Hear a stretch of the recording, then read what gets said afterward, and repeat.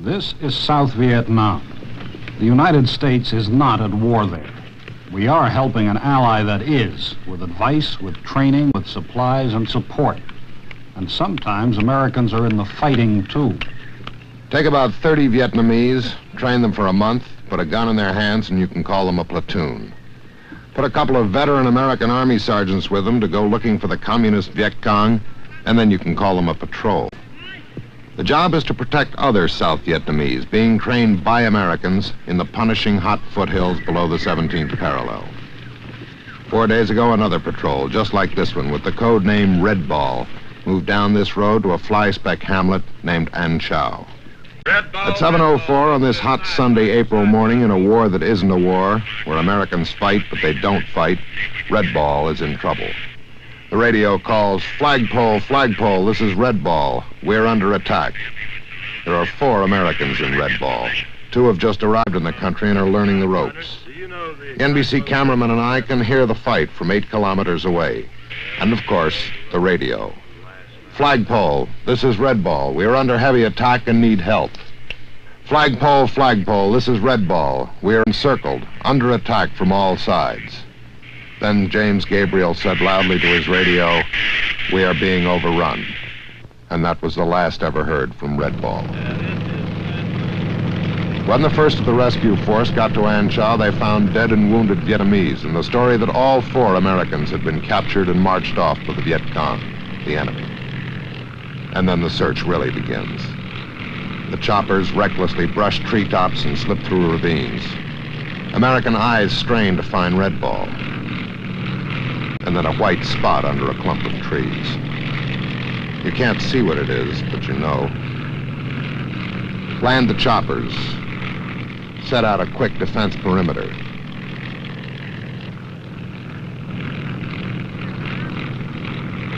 Three men, let's go, quick, Dee. And then look. And find. "Oh, God," he said. "Oh, my God." There are 2. The other 2 men, the newcomers, Sergeants Francis Quinn and George Groom, will miraculously walk out of the jungle, free men 23 days later, released, unharmed by their captors.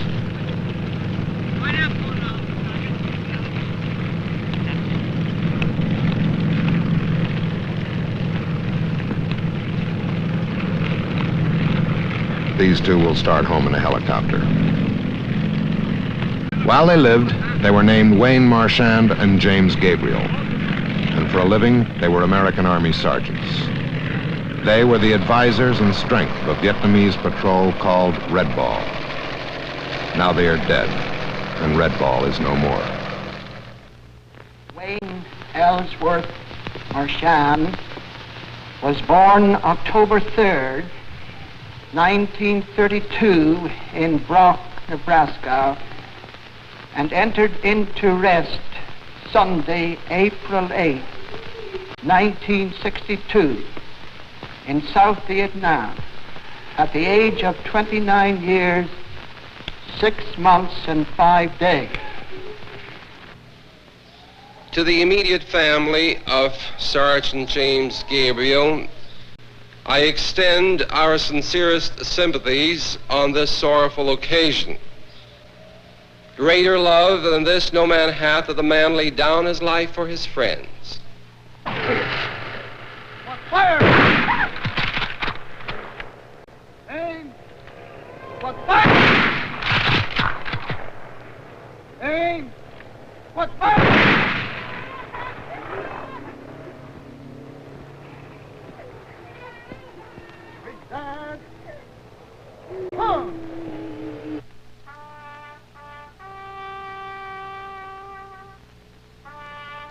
The United States has 2 objectives in South Vietnam. One is to clear that country of communist guerrillas.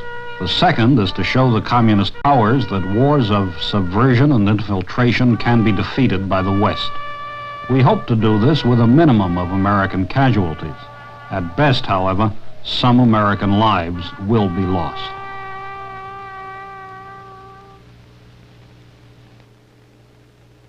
Now with a first-hand special NBC News report on the critical situation in Southeast Asia.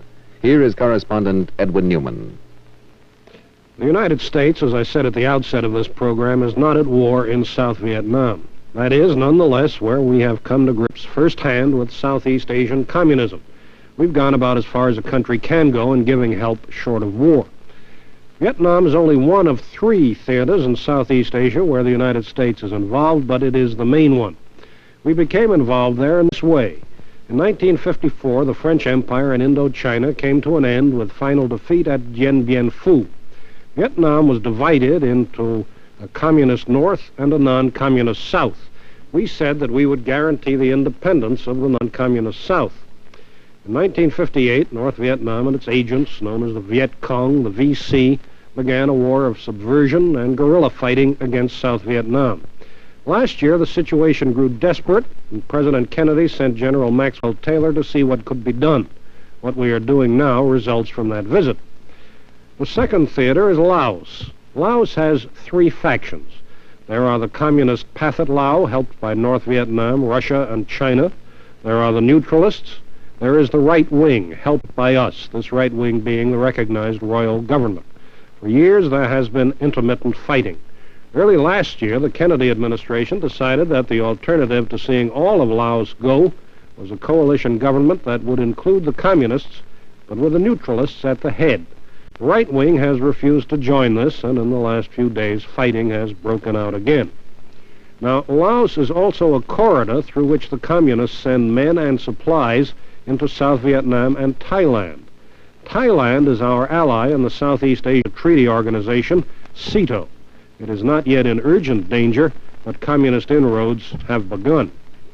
Those are the 3 theaters then, Vietnam, Laos, and Thailand, all difficult, one of them, Laos, possibly hopeless. They have one thing in common.